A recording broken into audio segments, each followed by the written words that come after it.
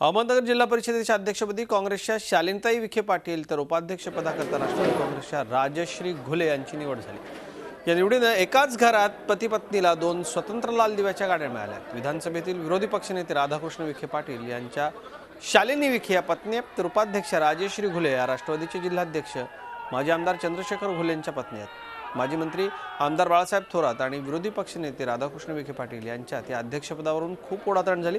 अखेर थोरात गटाला 2 समित्या देऊन तडजोड झाली, त्यामुळे जिल्हा परिषदेत काँग्रेस राष्ट्रवादीची सत्ता अबाधित राहिली।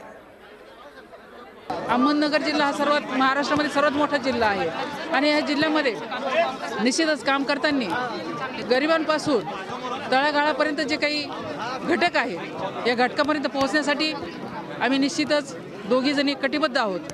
आमच्या सभापतींची निवडी 4 तारखेला होणार आहे आणि गटतट विसरून जे काही आमचे 73 सदस्य असतील या 73 सदस्यांना बरोबर घेऊन या जिल्ह्यामध्ये आपल्याला विकास करायचा आहे। परंतु एकदा निवडून आलं गटतट सोडून सर्वांना बरोबर जाण्याची जी भूमिका आहे आणि शिवसेनेने जे काही मनाचा मोठेपणा दाखवून आमच्याबरोबर आम्हाला जे सहकार्य केलेलं आहे, जे मतदान केलेलं आहे, निश्चितच त्यांचे सुद्धा मी मनापासून आभार मानते। झी 24 तास रहा एक पाऊल पुढे।